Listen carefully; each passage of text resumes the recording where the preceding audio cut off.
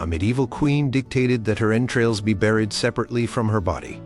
A noblewoman had her late husband's heart carried with her for over 20 years before being buried with it, and another left detailed instructions for the ongoing spiritual welfare of her soul, funding prayers for centuries. One formidable lady meticulously planned the distribution of her numerous gowns and furs to specific friends and family, while another ensured her tenants received a feast and a barrel of herring upon her death. These aren't movie plots. These are real-life last wishes from women who shaped their worlds, one poignant will at a time. Number 11. The Queen who had 3 funerals, sort of, and built crosses out of love. Eleanor of Castile, first wife of King Edward I of England, died in 1290 near Lincoln. She wasn't just any queen. She was a political player, a keen businesswoman, and, by all accounts, deeply loved by her husband. Her death prompted one of the most famous and elaborate funeral processions and memorial projects in English history, the Eleanor Crosses. But her will and the arrangements for her body tell a story of piety, queenship, and perhaps a touch of strategic thinking about memory. Eleanor's body underwent a practice common for some high-ranking nobles, tripartite burial. This meant her body was divided. Her viscera, internal organs, were buried at Lincoln Cathedral, the site of her death. Her heart was interred at the Dominican friary at Blackfriars in London, a religious order she particularly favored. And finally, her embalmed body was laid to rest in Westminster Abbey, the traditional burial place of English monarchs. Why the division? Partly practical for preservation during the long journey south, partly symbolic, allowing for multiple sites of prayer and remembrance. Her will itself, though the full text isn't perfectly preserved, directed significant sums for prayers for her soul. This was standard, but Eleanor, ever meticulous, seems to have ensured these would be widespread and long-lasting. She had acquired a lot of property during her life, sometimes controversially, and perhaps her provisions for prayers were also a way to make amends or ensure her legacy was viewed favorably, both in heaven and on earth. The most poignant aspect, however, isn't just in the will, but in Edward I's reaction to her death and wishes. He personally oversaw the grand funeral procession from Lincoln to London, and at each of the 12 overnight resting places, he commissioned the Eleanor Crosses. These weren't just markers, they were elaborate, sculpted monuments, each a public declaration of his grief and her importance. While the will would have specified her burial wishes and pious donations, Edward's extravagant execution of these memorials speaks volumes about their bond. The crosses served as perpetual prayer stations for her soul. Imagine every time someone passed one of these stunning structures, they were reminded of the Queen and ideally prompted to say a prayer. That's some serious commitment to your spouse's eternal well-being and earthly memory. Eleanor's foresight in her religious patronage and Edward's visible grief created a lasting testament to her life that went far beyond the parchment of her will. Number 10. The lady who carried her husband's heart in a box for decades. Lady Dervorguilla of Galloway, who died in 1290, the same year as Eleanor of Castile. What a year! Was a Scottish Gaelic aristocrat with a story straight out of a Gothic romance. But it's all true. She was married to John Balliol, Lord of Barnard Castle. Theirs was, by all medieval standards, a successful and seemingly affectionate marriage. They had several children, including another John Balliol, who would briefly be King of Scotland. When her husband John died in 1268, Dervorguilla was heartbroken. So much so that she had his heart embalmed, placed in an ivory casket bound with silver, and she kept it with her for the rest of her life. Yes, you read that right. For over 20 years, she carried her husband's heart with her, taking it to meals and, presumably, keeping it close at all times. This wasn't just a private, eccentric grief ritual. It was a public statement of devotion. Her most famous act, intertwined with her will and her devotion to John, was the founding of Sweetheart Abbey in Dumfries and Galloway, Scotland. She established this Cistercian monastery in 1273 in memory of her husband. The abbey's Latin name was Dulce Cor, meaning sweetheart. It doesn't get more explicit than that. Her will undoubtedly contained provisions for the completion and continued support of this abbey. Monasteries were powerhouses of prayer, and founding one was a significant way to ensure prayers for your soul and the souls of your loved ones. In this case, her beloved John. When Dervorguilla herself died, her final poignant wish was to be buried with her husband's heart. She was laid to rest at Sweetheart Abbey, with the ivory casket containing John's heart placed on her own breast, clasped in her arms. Her tomb effigy, though now damaged, is said to have depicted her holding the casket. Her will also made provisions for Balliol College, Oxford, which she had established and endowed in her husband's name after his death, effectively making her one of the earliest female founders of an Oxford college. She wanted his name and their joint legacy to live on through education and prayer. Her will wasn't just about distributing assets. It was the final chapter in a lifelong demonstration of love, loss, and profound piety, ensuring that her sweet heart would be remembered alongside her own. Number 9. The super-rich widow who planned her soul's journey like a military campaign. Elizabeth de Burgh, Lady of Clare, who passed away in 1360, was one of the wealthiest women in 14th century England. A granddaughter of King Edward I through her mother Joan of Acre, she was widowed 3 times by the age of 26, inheriting vast estates from each husband and her powerful de Clare family. This left her with an incredible amount of land and money, which she managed astutely for the rest of her long life. She wasn't just rich. She was a significant feudal power. Her last will and testament is a massive document, meticulously detailed and reflecting both her immense wealth and her deep, conventional piety. If planning for the afterlife was a project, Elizabeth approached it with the thoroughness of a seasoned CEO. She left huge sums for religious purposes. This included money for thousands of masses to be said for her soul, for the souls of her husbands, her parents, and other relatives. She specified different types of masses, different religious orders to perform them, and even the payment rates. This wasn't just a vague pray for me. It was a comprehensive spiritual insurance policy.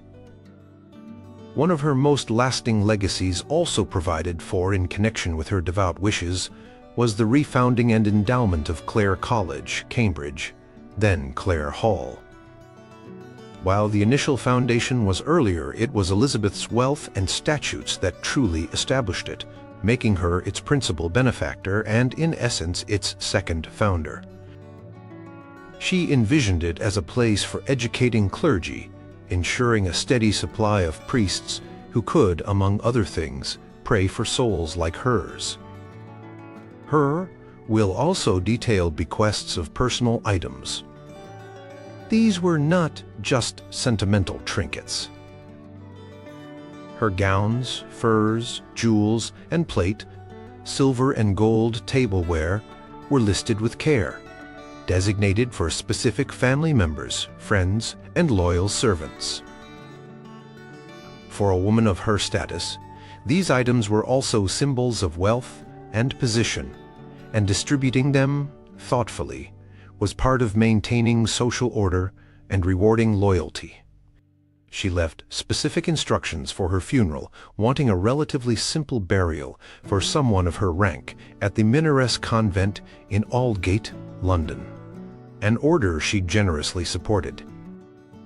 Even in death, she was making statements about her values, piety, order, and a pragmatic approach to managing her earthly and spiritual affairs. Her will is a window into the mind of a powerful, devout, and incredibly organized medieval woman who left nothing to chance. Number 8. The fair maid whose beauty was legendary, but her will showed a humble heart. Joan of Kent, who died in 1385, was known as the Fair Maid of Kent, a title that speaks to her celebrated beauty and charm.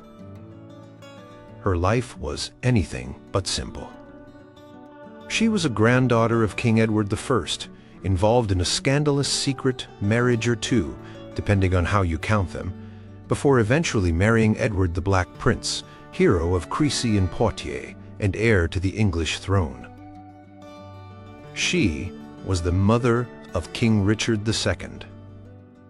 With such a glamorous and high-profile life, you might expect her will to be all about pomp and grandeur.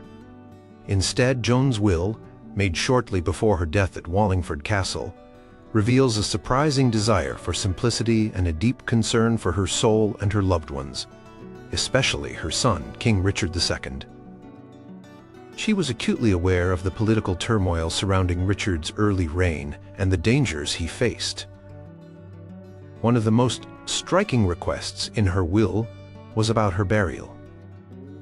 Despite being the king's mother and the widow of the Black Prince, who had a magnificent tomb in Canterbury Cathedral, Joan asked to be buried not in Canterbury beside her famous husband, nor in royal Westminster Abbey.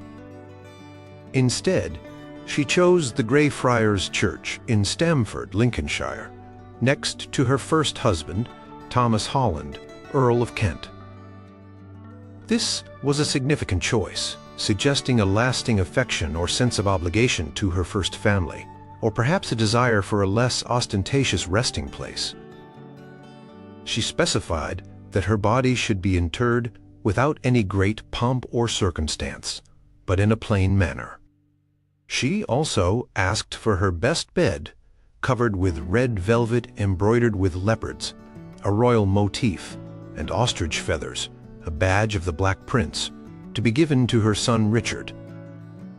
This was a deeply personal and symbolic gift. State beds were hugely valuable and significant items, often used for receiving important visitors and even for dying. Giving her finest bed to Richard was a powerful gesture of maternal love and perhaps a symbolic transfer of comfort and authority. She also made bequests to her servants and for prayers, as was customary. But the overall tone of her will, particularly the burial request, paints a picture of a woman who, despite her royal status and dramatic life, sought a measure of peace and humility in her final arrangements, focusing on personal connections and spiritual well-being over dynastic display. Number 7. The country gentlewoman who remembered everyone, down to the last spoon. Alice de Bryene, who died in 1435, wasn't a queen or a duchess, but a Suffolk gentlewoman. Thanks to the survival of her detailed household account book and her will, we have an amazing glimpse into the life and concerns of a lady managing a rural estate in late medieval England. She was a widow for many years, running her manors of Acton and Great Cornouth with considerable skill. Her will is a testament to her organized mind, her piety, and her strong sense of responsibility towards her family, her household, and her local community. It's not about vast sums or grand political statements. It's about the careful distribution of personal belongings and the welfare of those she knew. Alice meticulously listed bequests of her clothes, household linens, sheets, towels, tablecloths, very valuable items, pewter vessels, brass pots, and silver spoons. These weren't just random gifts. They were often designated for specific individuals, showing her personal connections. For instance, she might leave a particular gown to a favored niece or a silver spoon to a godchild. She was deeply concerned with prayers for her soul and the souls of her late husband, Sir Guy de Bryene, and other family members. She left money for priests to sing masses, for candles to burn at various altars, and for donations to local churches and religious houses. This concern for the spiritual well-being of herself and her kin was paramount. What makes Alice's will particularly poignant is its rootedness in her local world. She remembered her tenants and the poor of her parishes. She left instructions for a dinner to be provided for her tenants after her funeral, a common practice that reinforced social bonds and provided a memorial feast. She also made charitable bequests, such as money for the repair of local bridges or roads, things that would benefit the whole community. Her will reflects a life lived within a close-knit network of obligations and affections. It shows a woman deeply embedded in her society, taking care to settle her affairs in a way that was both pious and practical, ensuring her memory would be cherished not just by her family, but by the wider community she had been a part of. She even specified the upkeep of a light before the high altar in Acton Church, a small but constant flame of remembrance. Number 6. From scandalous mistress to duchess, her will was all about legitimacy and legacy. Katherine Swynford, Duchess of Lancaster, who died in 1403, had a life story worthy of a blockbuster movie. She began as the governess to the daughters of John of Gaunt, Duke of Lancaster, a son of King Edward III and one of the most powerful men in England. After the death of Gaunt's first wife, Blanche of Lancaster, Catherine became his long-term mistress. They had 4 children together, the Beauforts, born out of wedlock. This was a scandal, though Gaunt always acknowledged and supported them. Years later, after the death of his second wife, John of Gaunt did something astounding for the time. He married Catherine in 1396. Their children were then legitimized by both King Richard II and the Pope. Suddenly, Catherine went from a somewhat notorious mistress to the Duchess of Lancaster, one of the highest-ranking women in the kingdom.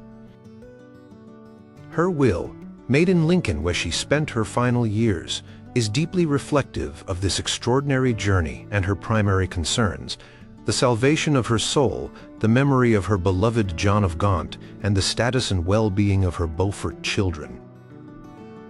After a life that had courted scandal, her will emphasized her piety and her legitimate position. She requested to be buried in Lincoln Cathedral, not in a grand ducal mausoleum with John of Gaunt, who was buried in Old St. Paul's Cathedral in London with his first wife Blanche, but in a chantry chapel she had endowed. A chantry chapel was specifically established for priests to say masses for the soul of the founder and their family. Catherine's choice reflected her desire for a space dedicated to the spiritual welfare of herself and her family, particularly the Beauforts.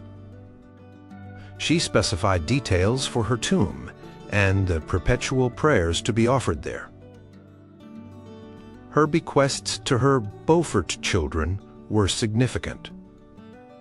They had already been granted considerable lands and titles, thanks to their father and their legitimization, but her will would have reinforced their standing, and provided them with personal mementos and further wealth. Her eldest Beaufort, son John, became Earl of Somerset. Henry became a cardinal and Bishop of Winchester. Thomas, Duke of Exeter, and her daughter Joan Beaufort married into the powerful Neville family. Edward IV and Richard III.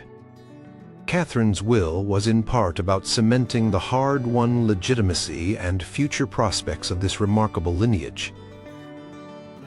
She also remembered servants and made charitable donations, standard for a woman of her status. The poignancy of her will lies in its quiet assertion of her rightful place, her deep affection for Gaunt, and her fierce maternal desire to secure her children's legacy, all framed within the conventional piety of the age. It was the final act of a woman who had navigated a complex and often precarious path to achieve dignity and security for herself and her descendants. Number 5. The matriarch, whose letters revealed a worried mind, and her will showed a mother's enduring care. Margaret Paston, who died in 1484, is famous not for being a queen or a duchess, but because of the Paston Letters, a collection of over 1,000 documents including letters between members of this Norfolk gentry family. These letters give us an unparalleled insight into the everyday life struggles, ambitions, and anxieties of a family in 15th century England, a period marked by the Wars of the Roses. Margaret was the wife of John Paston I, and after his death, she became the formidable matriarch, managing estates, navigating complex legal battles, and dealing with her often wayward sons. Her will reflects the same practical concerns, deep-seated piety, and fierce maternal instincts that we see in her letters. Having spent much of her life fighting to preserve and expand the Paston family's lands and status, her will was a final act of ensuring their stability and her own spiritual well-being. She was a woman who understood the value of property and the importance of good management. Margaret's will provided for the distribution of her lands and goods amongst her children and grandchildren. These weren't always straightforward bequests. Like many parents, she had her favorites and her frustrations. Her relationship with her eldest son, Sir John Paston II, was often strained due to his extravagance and lack of focus on family affairs, as she saw it.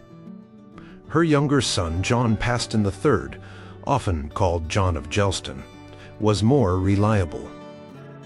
Her will likely reflected these dynamics, perhaps ensuring that responsible family members were entrusted with key assets or responsibilities.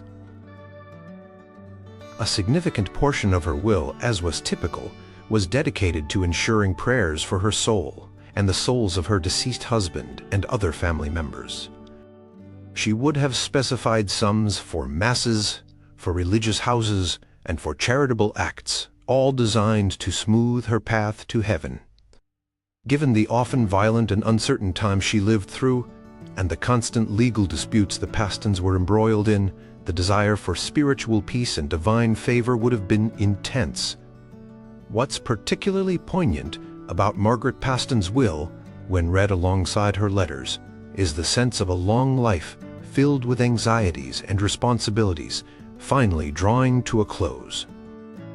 She had defended Caister Castle against siege, managed farms, arranged marriages, and constantly worried about her children's behavior and finances. Her will was her last attempt to impose order, provide for her family's future, and make her own peace with God. It's the testament of a tough, resourceful, and ultimately very human woman, whose concerns for her family's security, their moral conduct, and her own salvation resonate even centuries later. She left specific items of plate and household goods, each bequest carrying personal meaning within the family context she had managed for so long. Number 4. The Queen in all but name, whose will was a masterpiece of devotion and dignity. Cecily Neville, Duchess of York, who died in 1495 at the ripe old age of 80, was a truly formidable figure of the 15th century. Daughter of Ralph Neville, Earl of Westmoreland, and Joan Beaufort, Katherine Swynford's daughter, she married Richard, Duke of York. Her husband claimed the throne, sparking the Wars of the Roses. She was the mother of two kings of England, Edward IV and Richard III, and her granddaughters included Elizabeth of York, who married Henry VII and became queen. Cecily herself was sometimes called the Rose of Raby for her beauty, and Proud Cis for her renowned pride and piety. Though never crowned, she lived a life of almost regal status. Her will, made in her final years at Berkhamsted Castle, is a remarkable document reflecting her profound religious devotion, her queenly dignity, and her enduring familial connections, despite the brutal dynastic wars that had torn her family apart. Having outlived her husband and all of her sons, many of whom died violently, her will is imbued with a sense of mortality and a lifetime of prayer. Cecily's daily routine in her later years was almost monastic, filled with religious services and private prayer. Her will meticulously provided for her soul. She requested burial beside her husband, Richard, Duke of York, at the Collegiate Church of Fotheringhay, a major Yorkist foundation. She gave detailed instructions for her funeral, specifying the type of hearse, the number of candles, and the alms to be distributed to the poor. She endowed perpetual chantry priests to sing masses for her soul, for her husband, and for her children, ensuring their remembrance. Her bequests of personal items were extensive and carefully considered. She distributed her rich array of jewels, plate, chapel, furnishings, books. She was literate and owned many religious texts and luxurious textiles. These items were given to her surviving daughters, Anne, Duchess of Exeter, and Elizabeth, Duchess of Suffolk, her grandchildren, including Queen Elizabeth of York, loyal retainers, and various religious institutions. Each bequest was laden with meaning, reflecting personal relationships and re death. For instance, she left specific reliquaries and devotional objects to individuals known for their piety. What's poignant about Cecily's will is its quiet strength and profound faith in the face of immense personal tragedy and political upheaval. She had seen her family rise to the pinnacle of power and then suffer devastating losses. Her will is not a document of bitterness, but one of orderly preparation for death, focused on spiritual salvation and the proper distribution of her worldly goods, befitting her near-royal status. It's the final testament of a woman who embodied the ideals of noble piety and dynastic pride through one of England's most turbulent centuries. She even specified wearing a simple linen shroud, a sign of humility before God, despite the grandeur of her life. Number 3. The king's mother, who poured her wealth into piety and learning, securing more than just a dynasty. Lady Margaret Beaufort, Countess of Richmond and Derby, who died in 1509, just a couple of months after her son became King Henry VII, was one of the most influential women of her era. A direct descendant of John of Gaunt and Katherine Swynford, she possessed a strong claim to the throne herself, which she strategically navigated to support her son, Henry Tudor. After Henry's victory at the Battle of Bosworth Field in 1485, Margaret became the king's mother, a position of immense prestige and influence. Her will is a testament to her defining characteristics: intense religious devotion, a keen intellect, a passion for education, and a deep commitment to securing the Tudor dynasty and her own spiritual legacy. Margaret was incredibly wealthy, inheriting vast Lancastrian estates and managing them with great skill. She used this wealth not for extravagant personal display, though she lived in a manner befitting her status, but primarily for religious and educational endowments. Her will detailed enormous sums for religious purposes. She founded chantries for prayers for her soul, her son's soul, and the souls of her ancestors. She was a major patron of various religious orders and churches. Her personal piety was legendary. She followed a strict regime of religious observance, and her spiritual advisor was St. John Fisher. Her will directed that her funeral be magnificent, but also that vast amounts of alms be given to the poor. The most lasting impact of her will and her life's work lies in her patronage of learning. She established Christ's College and St. John's College at the University of Cambridge, endowing them generously. Her will contained further provisions for these colleges, ensuring their future. She also established professorships in divinity at both Oxford and Cambridge, the Lady Margaret professorships, which still exist today. This wasn't just about piety, it was about fostering an educated clergy and populace, contributing to the intellectual and spiritual health of the kingdom her son now ruled.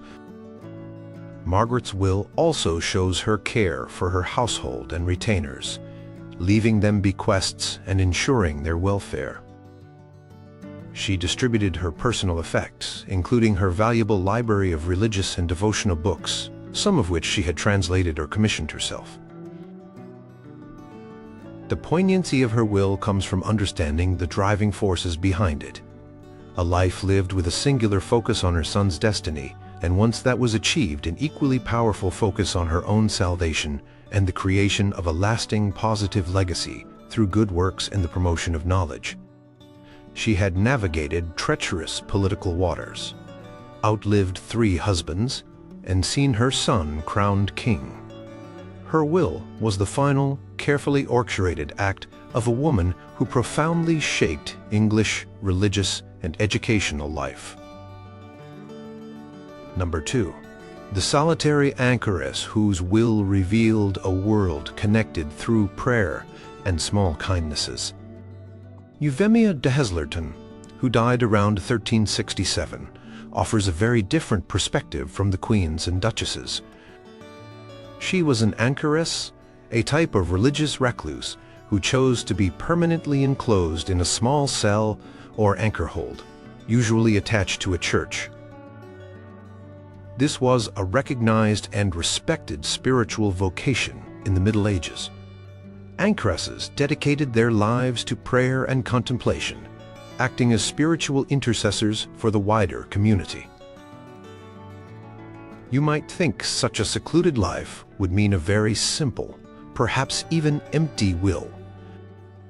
But Euphemia's will from York paints a fascinating picture of a woman deeply connected to her community despite her physical confinement.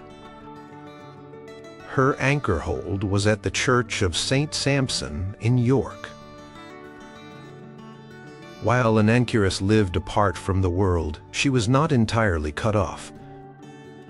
People would come to her window for spiritual advice, to ask for prayers, and to offer her charity, as anchoresses relied on donations for their sustenance. Euphemia's will shows that these interactions created a network of relationships. Her will, though not detailing vast estates, carefully distributes her modest possessions. These included her books, likely psalters, and books of hours essential for her devotional life, items of clothing, and small sums of money. What is poignant is who she remembered. She left bequests to the church where she was enclosed, St. Sampson's for its upkeep and for prayers. She remembered other religious women, perhaps fellow anchoresses or nuns in local convents. She also left small gifts to lay people who had likely supported her over the years. perhaps women who brought her food or ran errands. Euphemia's will demonstrates that even in a life dedicated to solitude and prayer, human connections and material concerns, however modest, still mattered. Her bequests, though small in monetary value compared to those of noblewomen, were significant in her context. A book, a garment, a few pence for candles. These were thoughtful gifts, showing her affection and gratitude. The will also provided for prayers for her own soul, the ultimate concern for any medieval Christian, but perhaps even more intensely felt by someone whose entire life was a preparation for death and the afterlife. The poignancy of Euphemia de Heslerton's will lies in its quiet testament to a life of profound faith, lived out in radical simplicity. It reminds us that poignant last wishes aren't solely the domain of the rich and powerful. Her will reveals a world within a world, where spiritual currency and small acts of kindness were paramount. It gives a precious glimpse into the inner life and social connections of a woman who chose an extraordinary path of devotion and who, even from her tiny cell, managed her affairs with care and consideration for others. Number 1. The Countess who ruled like a king and left her mark on the land, and her creditors.